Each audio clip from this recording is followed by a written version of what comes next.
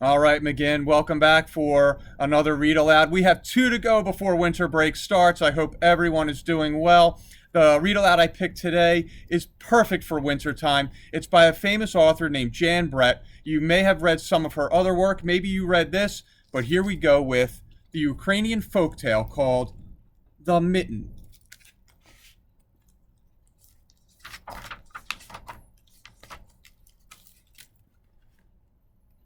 Once there was a boy named Nicky who wanted his new mittens made from wool as white as snow.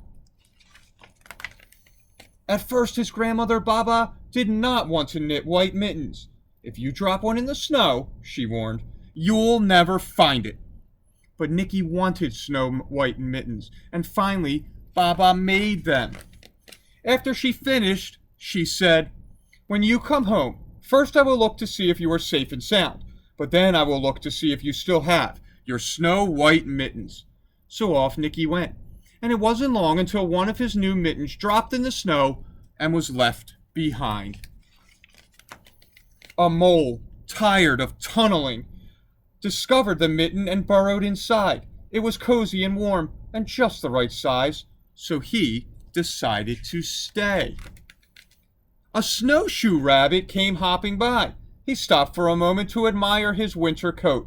It was then that he saw the mitten, and he wiggled, feet first.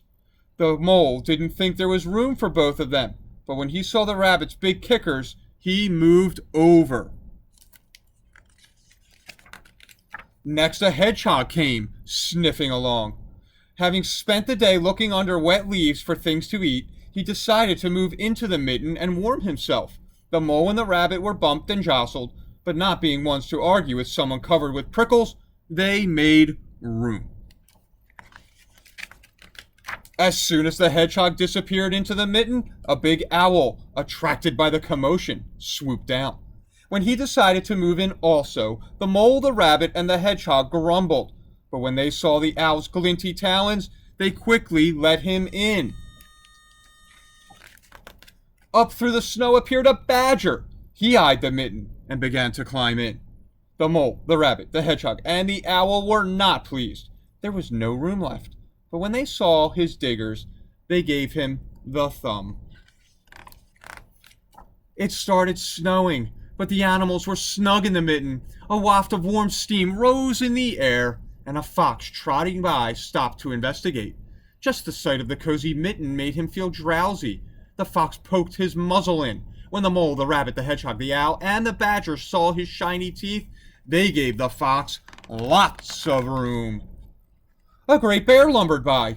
He spied the mitten, all plumped up, and not being one to be left out in the cold, he began to nose his way in. The animals were packed in as tightly as could be. But what animal would argue with a bear? The mitten swelled and stretched. It was pulled and bulged to many times its size. But Baba's good knitting held fast. Along came a meadow mouse, no bigger than an acorn. She wriggled into the one space left and made herself comfortable on top of the great bear's nose. The bear, tickled by the mouse's whiskers, gave an enormous sneeze. Achoo! The force of the sneeze shot the mitten up into the sky and scattered the animals in all directions. On his way home, Nicky saw a white shape in the distance. It was the lost mitten, silhouetted against the blue sky. As he ran to catch his snow-white mitten, he saw Baba's face in the window. First, she looked to see if he was safe and sound, and then she saw that he still had his new mittens. So, boys and girls, I hope you enjoyed that folktale.